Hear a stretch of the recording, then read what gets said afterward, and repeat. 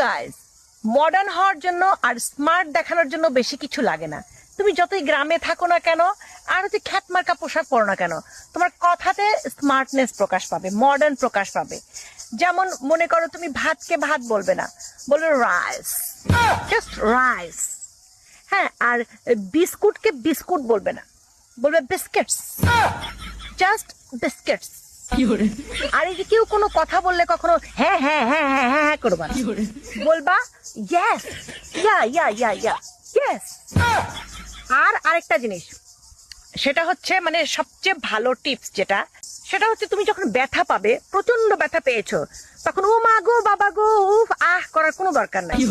যতই ব্যথা পাও, পেটের মধ্যে বুকের মধ্যে ব্যথা চিপায়ে রেখে বলবা কি আউচ, জাস্ট আউচ। বাস হয়ে গেছে, তুমি মডার্ন।